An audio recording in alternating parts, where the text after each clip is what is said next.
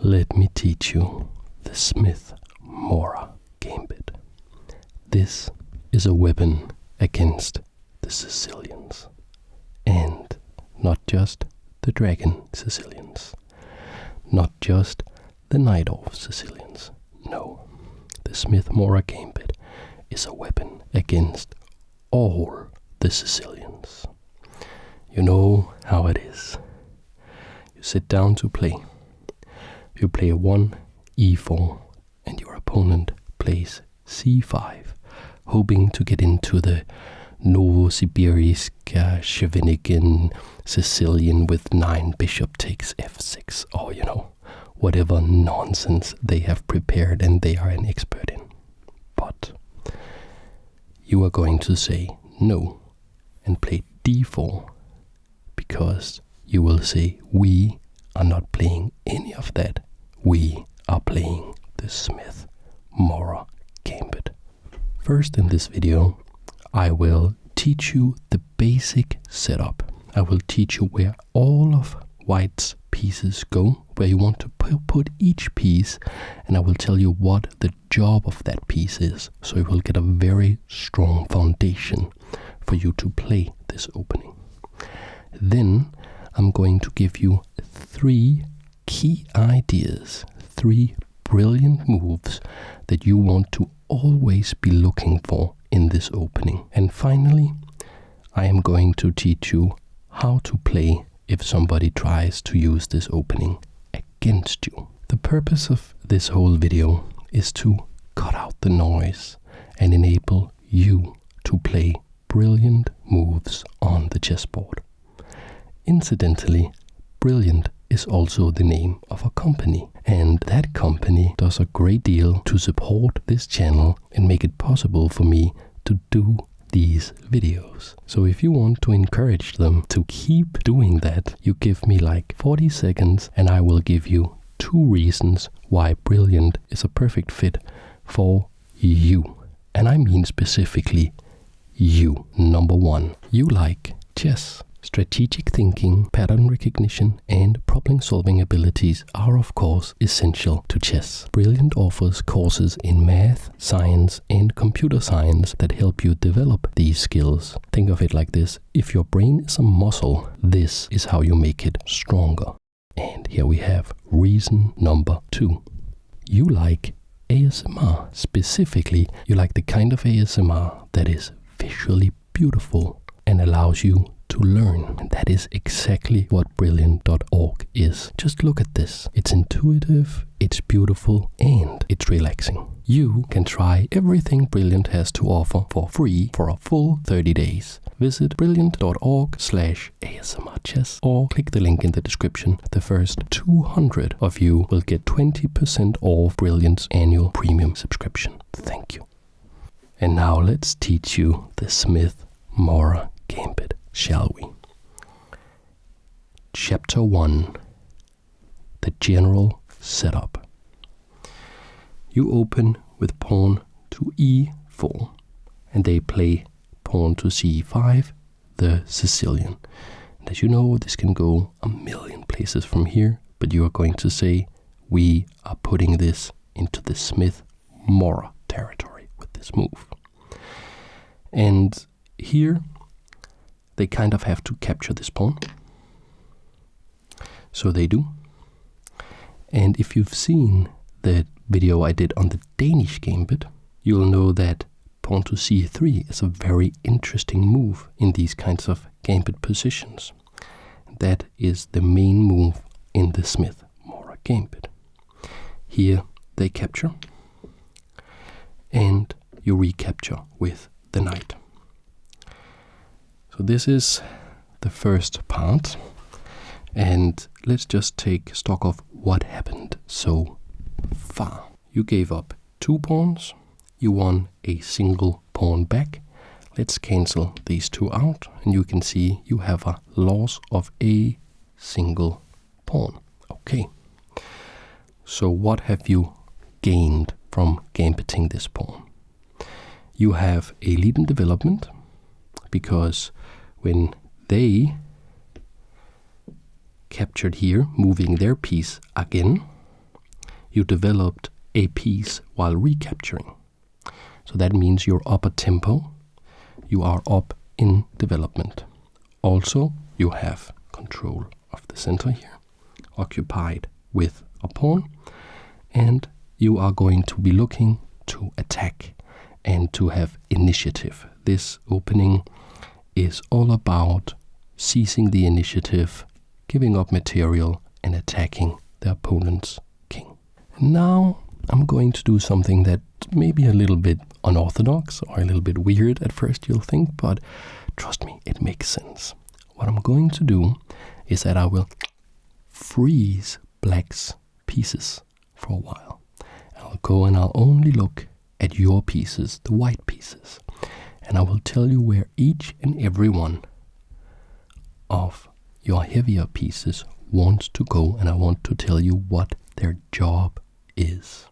Okay, so you understand the ideas in this opening. So we have frozen black. We already have the pawn developed and the knight developed. This pawn wants to go forward.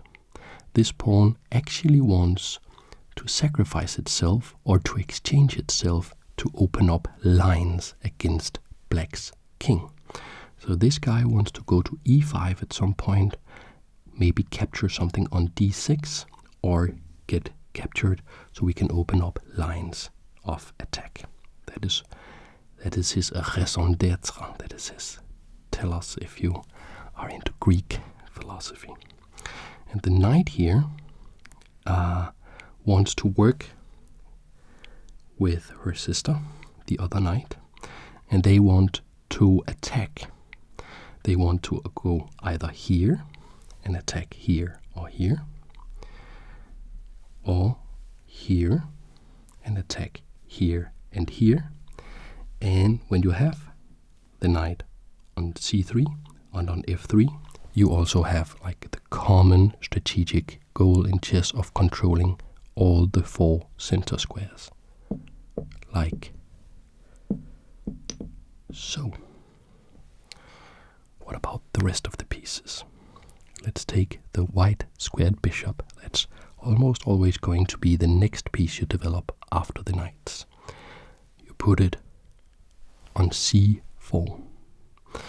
And maybe if you've seen any of my last opening videos, you know that a bishop on c4, well, you've seen it before, and it's because it's not going to be on b4, but you've seen it before, and it's going to look at f7. There's not going to be that many flashy sacrifices of the bishop on f7 in this particular opening, but it is a very important idea that you're going to attack this very weak square. So the bishop will sit on c4. Very often it'll come to b3, maintaining this diagonal. It'll go to b3 sometimes if it's attacked. Then I could tell you about the other bishop, but I'm actually going to tell you about the king first, because usually after you play bishop to c4, you're going to castle. And this is a dual purpose move. You want the king out of the way. You don't want to be subject to attacks from your opponent, because that can force you to respond and play defense, and that is not what you want to do in this opening. What you want to do in this opening is to attack, attack, attack. And if it was a purely defensive move, you probably would not have time to play it in this opening. But it is a dual purpose move, and it also allows this rook to enter the position. And this rook has a very special role to play, and it's going to be working with this other rook here. And I will tell you in a short while where it wants to go. Then we have the queen. The queen goes to e2. And what is this about? Is it about maybe defending the bishop? No, this is actually mostly about supporting this pawn to go forward in life and putting herself in line of sight of the black king. So she maintains a lot of influence over the center here, but you are not sacrificing anything because you are still looking at black's king. So that is her role in this game of chess, in this opening. Then we take the last bishop, the dark squared bishop, on c1. And this one is a little bit more of a versatile piece, because sometimes you want to go to f4. That's a very strong square for this bishop. It can work with the knight. For instance, knight b5 and bishop or knight to either c7 or sometimes d6. But depending on what your opponent is doing, the bishop may want to maybe go to g5, or it may want to go to e3. So this is the versatile bishop that you will develop as the last light piece. Remember that bishops and knights, we call them the light pieces. Queen and rooks, we call them the heavy pieces. This is the last light piece you want to develop, because you're seeing what will black be doing, and then depending on what black is doing, you'll figure out if you want it on e3, f4, or g5. For the purpose of this introduction, I will put it on f4. That is the most common square. Now it's time for the rooks. What do we know about rooks? Well, they want to be on open files. So where? This one wants to go to d1. So the rook from f1 wants to go to d1. This is a very nice open file for this rook, and it will very often cause trouble for the black queen here. And the other rook will go from a1 to c1, and these are your artillery. So these are the cannons, and actually in Russian I believe the rook is called a cannon, and these are the cannons here. So you have your line of sight that you have opened up in your ranks, and you want to be able to fire those away with like blasts of cannonballs at the exact right moment. While your cavalry, the knights, they want to sometimes flank. They want to flank your opponent while controlling the center and maintaining the flexibility to flank your opponent and get into their position on critical squares. Like here, for instance, we are coordinating on f7 with knight to g5. You coordinate with the bishop on f7, and vice versa, knight to b5. You coordinate with the other bishop on d6 or c7. Okay. Then you have the snipers, the bishops, and these really are snipers. They are not one-eyed like they are in the Sicilian Dragon when you play as black. These are kind of versatile snipers that can be patient, maintain their position, maintain their line of sight. Sometimes you want to go back to maintain the line of sight towards your target, and then when your opponent least expects it, you pick off the key defensive piece that they have. And of course we have the brave pawn, willing to sacrifice him or herself or themselves for the greater good at a moment's notice. Lastly, we have the queen. And the queen is of course your nuclear option. She is looking at the king, and she's going to back up all of the other pieces. She's not going to be the first one to come in somehow, somewhere. No. You want her to, as soon as you have figured out what black will be doing, you crack the defense with your other pieces so that the queen can come in with devastating effect. So that is the general setup, the general ideas that you want to go with in the Smith-Morra Gambit when you play as white. Now let's look at the 3 key ideas. Let's go to chapter 2, knight d5. That is one of your 3 very important ideas that you all want to always be looking for. So, put up the pieces here. There's going to be a lot of repetition, by the way, in this video, and bear with me. It will help you so much in learning these opening lines. Let it seep into your brain by repeating and repeating and repeating. Okay, so here we are from the start. You play e4. We see c5. You play d4. They capture. Like so. You play c3. And they capture. And you play knight takes on c3. What will black be doing? I will cover some of the most normal ways of playing this as black. Start by knight c6. You know what to do. You want to develop the knight. Remember, always knights before bishops, unless you have a very good reason not to do it and prefer the bishop for a very specific reason. There is no such reason here, so we do knight to f3. Then we see e6. It's a key move for black. And bishop to c4, the first bishop that we want to develop. It also enables us to castle, and we are not sure which one of these 3 squares we want to put the other bishop to just yet. Here they can play a6, a sort of knight-off style move with the idea of going b5. This, in fact, is the most popular move in this position, both from amateur players and from master players. Okay, you castle.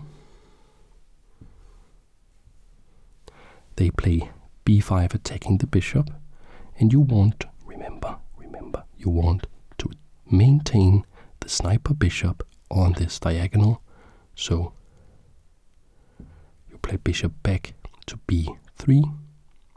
Here the most common move is bishop to b7. That makes a lot of sense.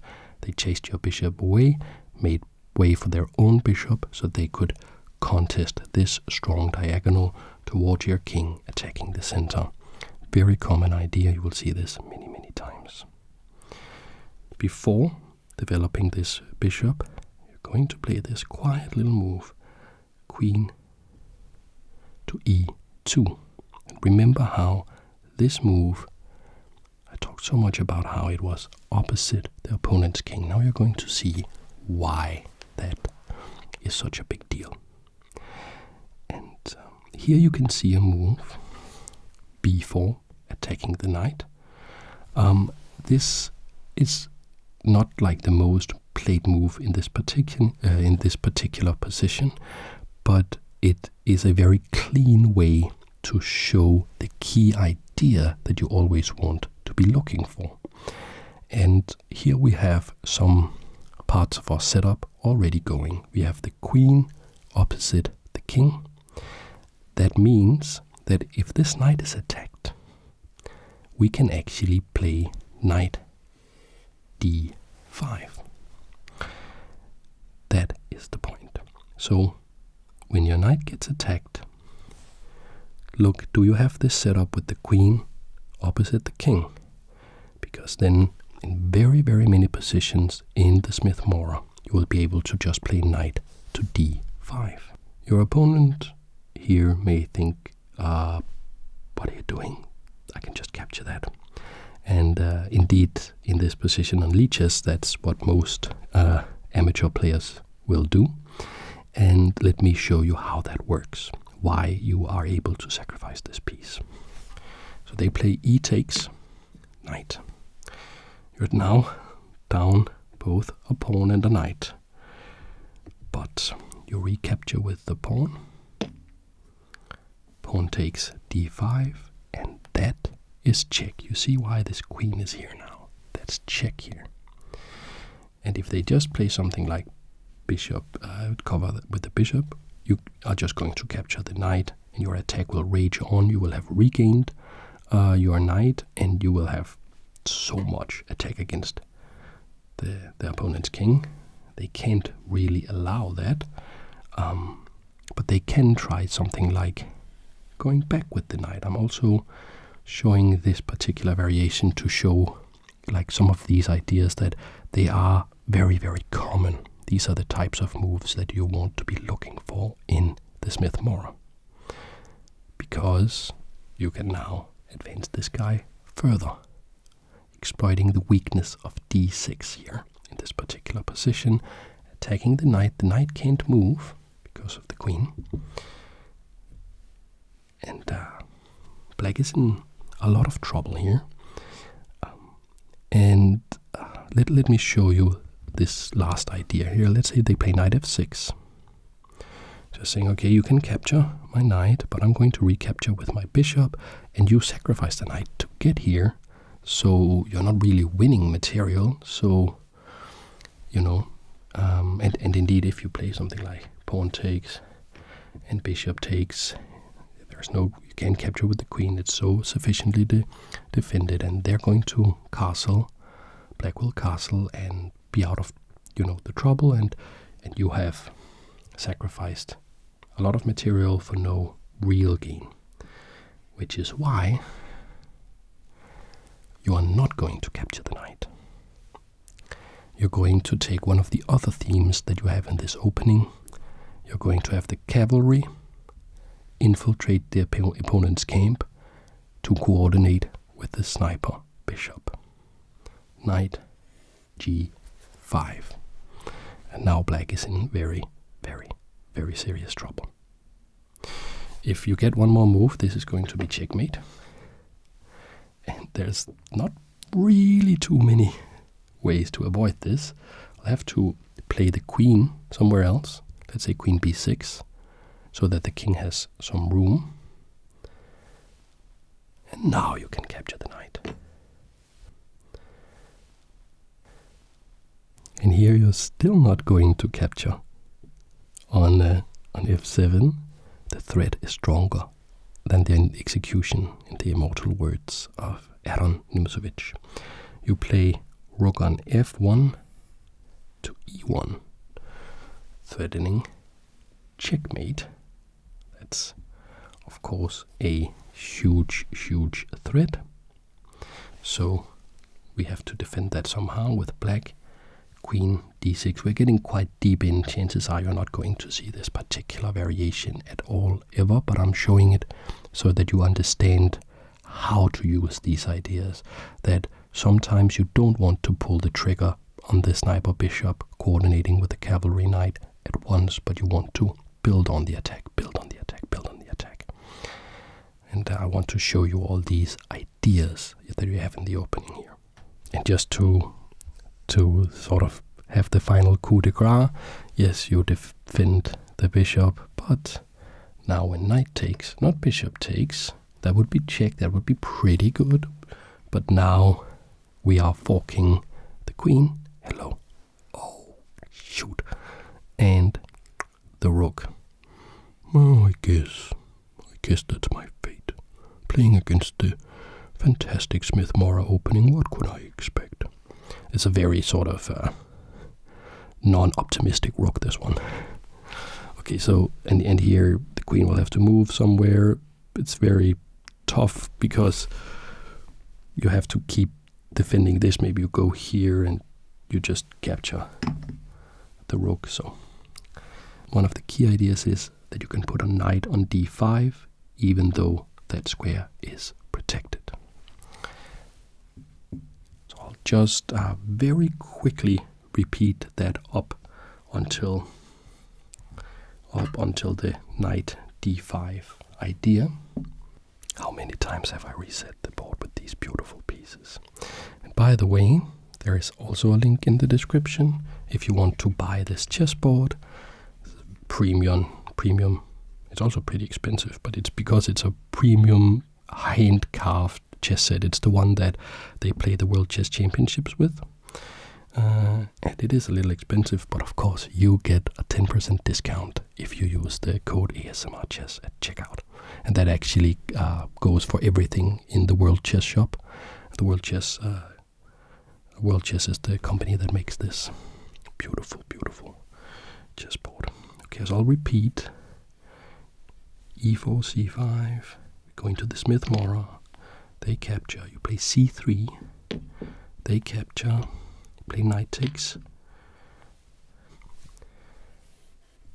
Knight C6, knight F3, E6, bishop C4, A6, castles,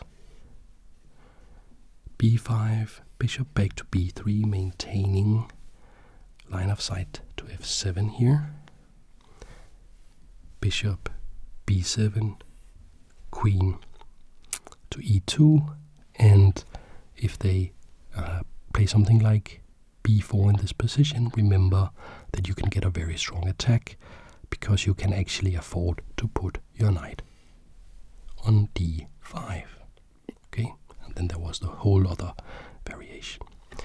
Now let's go to chapter 3. Bishop to D5. Bishop to D5. Because sometimes it's not the knight that you want to put on D5. Sometimes it's the bishop, and you can do that as well. So here we go. E4, C5, D4, C takes D, C3, D takes C, knight takes C3, knight C6, knight F3, E6, bishop to C4. They go A6, you castle. We've seen all of this before. B5, bishop back, bishop B7, queen to E2. Now, they may know a little bit about this opening. They may know that a move like B4 doesn't really work. So maybe they'll go rook to C8. One of the main reasons that people play the Sicilian is to exchange the C pawn here for the D pawn to create an open file for this rook. Right, okay. So you will very often see rook to C8. It's a pattern, a theme, an idea that you will see very, very often. And here you're going to play rook to D1. Okay. So now we have both the rook and the queen lined up against the queen and the king. And let's say that they want to somehow harass this bishop even further. And they can play a move like knight A5. Because if you have to play this move, bishop back to C2, you are moving backwards. It's getting to be a problem for you because you sacrificed. You gambited a pawn, and you don't have the laser dot on the F7 square anymore. So that is what they want to do. That is the reason that they may play knight F5. But what do you think you can play in this position? Here comes the second move that you always want to be looking for. To just have it on your radar that this is a possible move in many positions. And if you can get it in, you can be quite happy. What do you think it is? It is, of course, bishop to D5. This is also possible here. And let's explain how it works. Pawn takes bishop, pawn takes pawn, that is check. Now, here, like of course if they play something like bishop, interpose the bishop over the knight, you win immediately. You just push this pawn. But that theme we don't have to discuss so much because we have seen that quite a lot in the first key idea. So the only move that really works is queen E7. You don't want to exchange these queens. That is not what this is about. No, you play queen d3. This threatens rook to e1, backed up by the knight. The queen will be pinned to the king, can't get away, and you will win the queen. On leeches in this position, which is pretty remarkable how often this exact position happened, because I just created it to show the idea, but like this exact thing happens. The best move and what people play is king to d8, so that when you play rook e1, which is what you are going to play, attacking the queen can now move. Let's see, the best move, nobody plays this, but queen b5 is the best move. It's just to show you the ideas. You now play knight e5, and you're very happy, because you are going to capture on f7. It's going to be a fork here, king and rook. You're going to win your material back with interest. They can't really defend it, by the way. Let's say knight h6, trying to defend like this, you just chop it off. And when they recapture, now you capture. I don't know how you could maybe try to defend it like this, but if you look at white's position, it's so active. You play something, you have probably many moves here. Probably actually bishop d3 is very nice here, because this can't be captured. Like this is, you're never going to see this particular variation in your game. I'm just showing it to see, like, so you can get a feeling for how you want to overwhelm your opponent when you get these ideas in. So you can't capture here because this is discovered. Check first of all, going to win the queen, also going to win this knight. Also, it's probably going to be checkmate very soon. So, yeah, it's a lot. Like white is winning by a huge margin. Okay. So that was the second key move.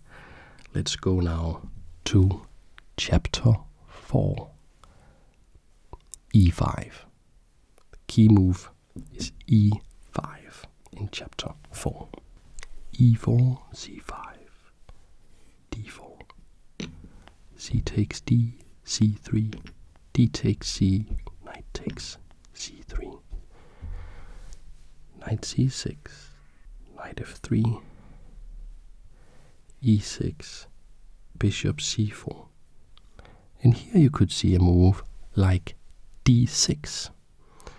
If you have facing a somewhat experienced Sicilian player, they will see that there are so many situations where D6 is weak, and by playing D6 you now control D6 with the queen and with the bishop, and you also can now play bishop D7. These are all key ideas in many Sicilian setups for black. So you could see this move. You continue with your ideas, your castle. Like, notice how we are doing the same stuff with white over and over again, and just adjusting slightly when we figure out what the configuration black is going for. When that solidifies, then we get into the specific variations and specific ideas that we want to attack black with. So you can see something like knight f6, queen e2. We've seen all of this before. Bishop to e7, rook to d1. And now we are actually threatening e5. Very often when we establish both the queen and the rook, we are going to be threatening pawn to e5. And if black doesn't understand how dangerous this is and plays a move like castles, we actually see this quite often, this particular variation, or even though it's just an example, we can actually play e5. So let me explain this key idea in the Smith-Morra Gambit. What is this about? First of all, we are utilizing this pin for the rook on the queen. So you can't capture this, just lose the queen. And we are also utilizing our superior development. You can't counterattack with black. You can't play something like this. This is actually a very useful concept to know, because we are going to come down like Space Invaders. You can see every move we can capture, capture, capture, capture. So it doesn't work, this counterattack. We just capture, they capture, and we can still capture. Okay, so it doesn't work. Can't do that. So the only move, and what black invariably plays in this particular position, I was about to say in the Masters database, but that's not true, because Masters will not allow this to happen. However, normal Lichess users, they will allow this to happen en masse. It happens all the time. Only move here, knight back to e7, defending here. And when you have these e5 attacks, you'll get to utilize the bishops coordinating with the knight. You're going to utilize the rooks, which is why it's very important for me to teach you about this e5 idea, because you get to see a lot of the attacking ideas in this opening when you get to play e5 in this position or similar positions. Now, you can just capture here. Capture on d6. E takes d6. And most Lichess users here actually play knight takes, because it feels so wrong to have this knight back here. But this loses immediately. You just attack this, and now it's like a huge problem, because you attack this twice with the rook and the bishop.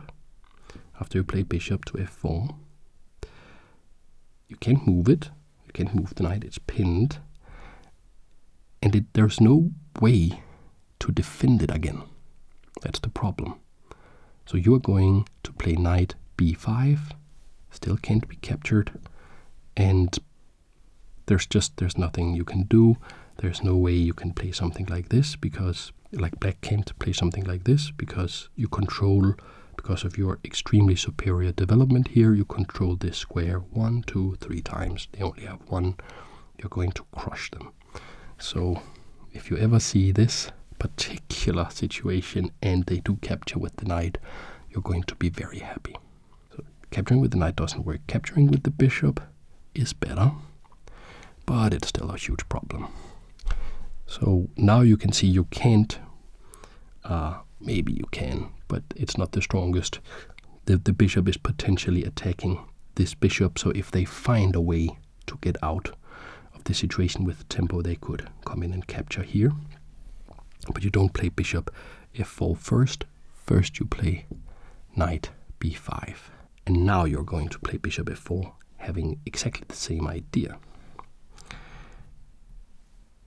Now what could black do? Probably something like queen e7, so that you can get out of the pin, and you can now move this bishop here.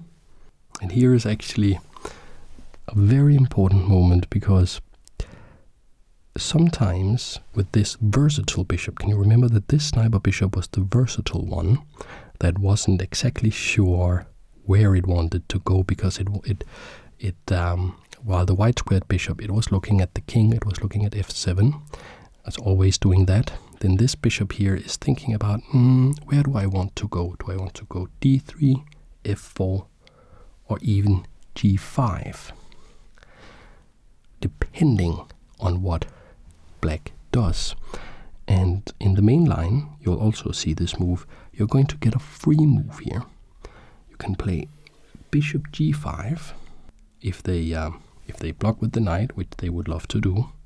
You're of course just capturing the bishop, so it doesn't work. So the only move is f6. And then you're going to say, you know what, I wasn't actually going to g5. I was going to d3. But since I knew that you have to play f6, why not play bishop g5 first and then play bishop to d3? Because now you have induced this f6 move, meaning that this d6 pawn, this e6 pawn is extremely weak. We see the bishop now with almost, the laser dot is almost hitting the little cross here, and the queen can also come in and look. And if they play something like a6 to say, okay, I'm going to have to force you to pull the trigger on this whole setup so I can activate this knight and get out of it, well, you just capture. It's no problem at all. They recapture not with the queen because they'll lose the queen.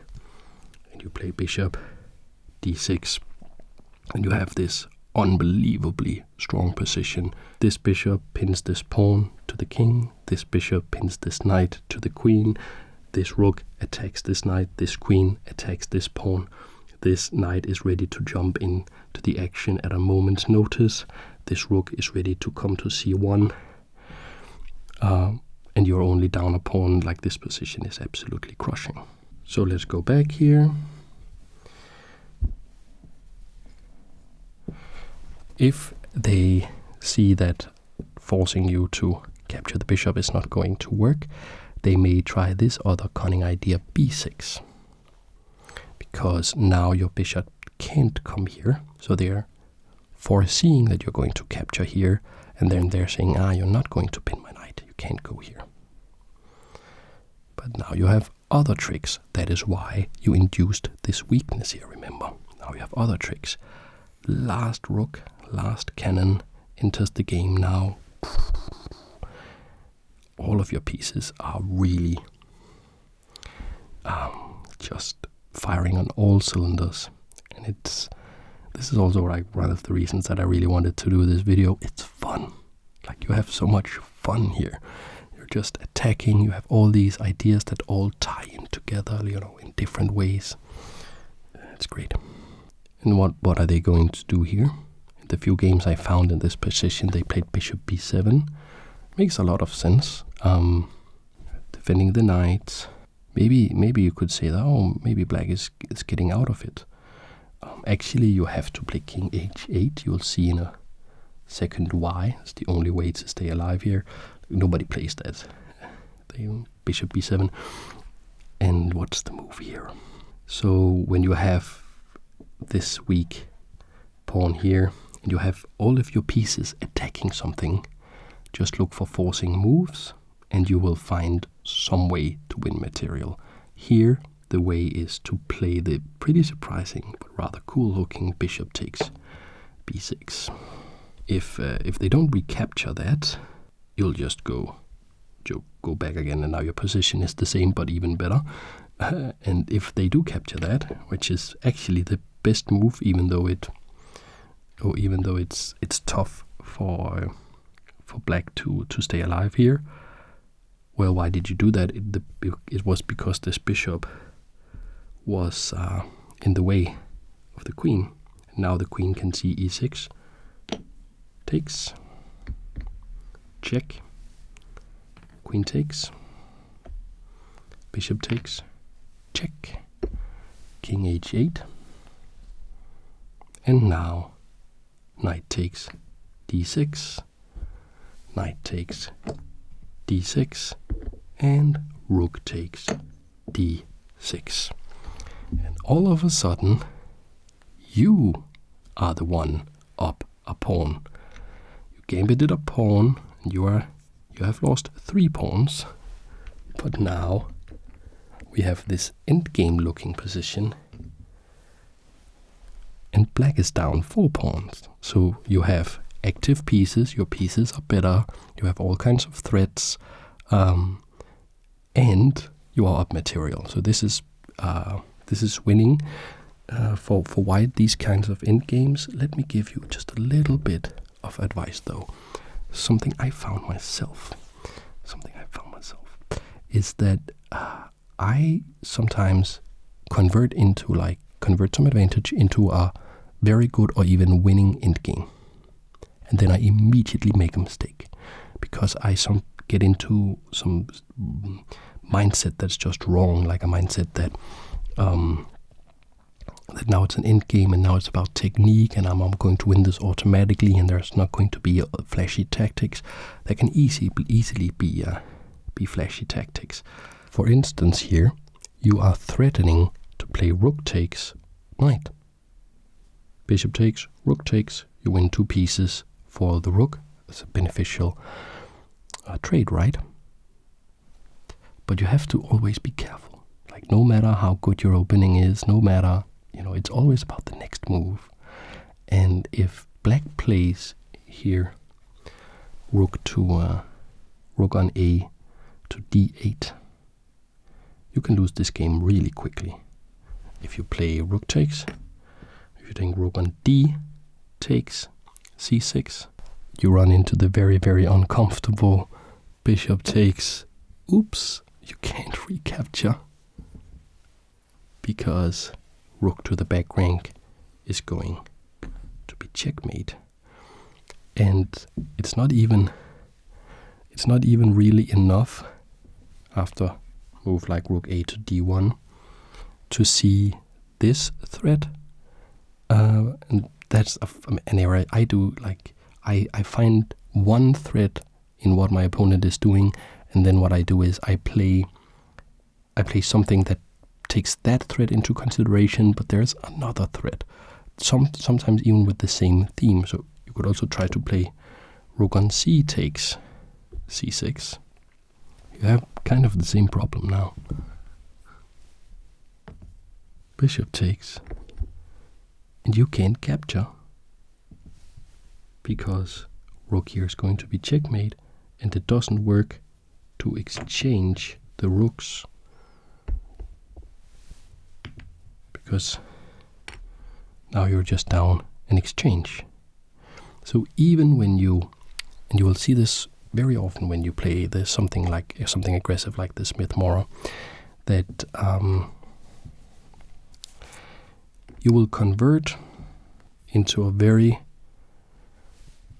very good endgame, and then at a critical moment you have to assess the position correctly.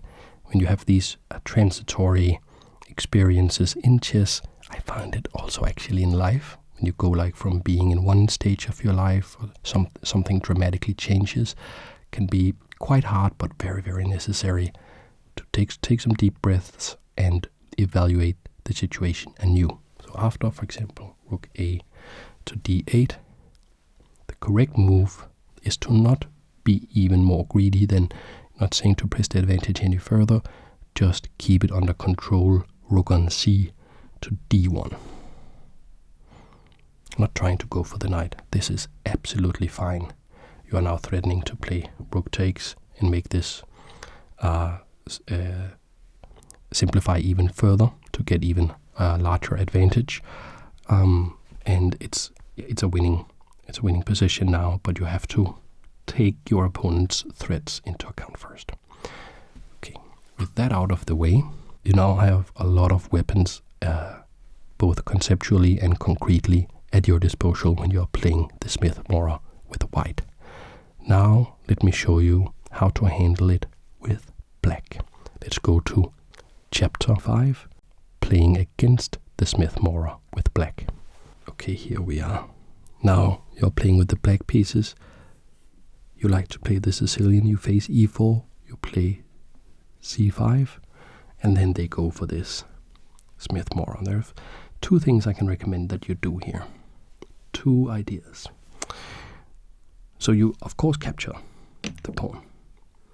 That's the only way to fight for an advantage here.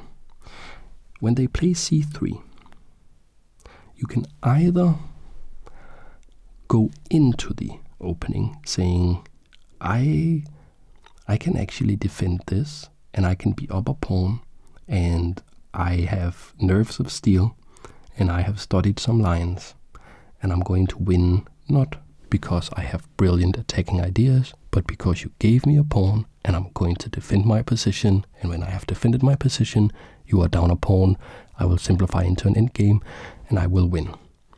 That can be pretty tough, but I will show you like one of the main lines that black can play. So you can use that as a starting point for your study. Or you can do what I do, which is saying, I don't actually want to, challenge you on all this theory. I can just win a regular game of chess. And what I do in this position is I play d6 or d3, just bypassing all of it. And yes, they play bishop takes d3. Yes, it's not very ambitious as black. It's not the best, but you bypass all the theory. Like nobody studies this with white. Nobody studies this position. They study all the fun stuff that I showed you. And here you can, if you like to play the dragon, like you can get into that. If you like to play, like you can get into your usual stuff here. Very, very often you can get into something that resembles the kind of Sicilian that you want to play. So that is one thing you can do.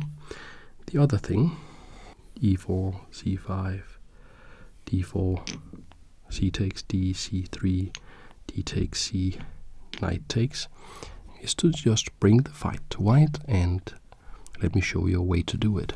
Play knight c6. You're going to have seen these moves before, a lot of them. Knight f3, e6. They play bishop f4. You know all of this. You play a6. They castle. All of this, you know. b5. You go back. Of course, you don't play this. You're not going to play, like you play bishop b7, queen e2, and now you deviate. You don't play rook c8. Don't play knight f6 because you don't want to run into this annoying e5. That's a very strong idea in so many positions for white. You play knight g to e7. And from here, you can defend your pawn and you can come out with an advantage. But you have to be prepared for white knowing this position, and you have to be prepared that they will throw a lot of stuff at you. So I will show you one of the things that they can throw at you, so you can sort of evaluate, is this the kind of position you would be comfortable playing? You remember the bishop g5 here, because in this position you have to play f6 annoyingly. It doesn't look like it's going to be an advantage for black, because you have like this horrible diagonal towards your king. Like we could maybe something like this, and maybe this will come in here, but it doesn't work. Like white's position looks so good, but if you know what you're doing here, it doesn't work. Like white have all this stuff they can throw at you, like rook f d1, and you're actually just going to capture the bishop, allowing bishop takes e6. And this is the kind of stuff you have to be comfortable with. You have to be comfortable in positions like this, knowing that you can capture the bishop, giving up the queen, check, so you can recapture with the rook. They can gain this pawn here, but now you have knight d4. And this is an extremely unbalanced position, but black is doing extremely well. I don't think the computer would say that black is winning this, but the computer will say, let me just check with the computer. Just a little break. Okay, I'm back. The computer says that this position is a solid advantage to black, like minus 0.5. So that's a lot better than what you started with as black, which was like plus 0.3. And you have a lot of attacking options, but of course it's tough to play this stuff. You gave up 3 pawns with black, and you gave up the queen, but you gained 2 pawns back, so let's cancel those out.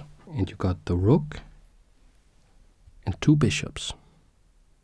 So you have, although they have the queen, very strong piece.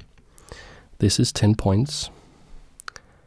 this is 11 points. So you are up material. So here, after knight e5, you have a very nice position, good advantage for black. The question is, are you comfortable playing this? Are you comfortable having this extreme material on balance where you gave up the queen, but you have a lot of minor pieces, you have a rook for it, but you are behind in development, but you're also attacking and it's chaotic, but you are better according to the computer and according to the grandmasters. And if that's the kind of player you are, then by all means take the fight to white. That's it for this video. Let me know in the comments what you thought. Remember, you can support the channel on Patreon. Remember that you can buy these chessboard with a discount. Oh God, I'm turning into like a real YouTuber with all this stuff I have to say. You know, forget all of that. Seriously, forget all of that. I am really happy that you watched so far. That's crazy to me. Thank you so much. I hope I will see you in the next video.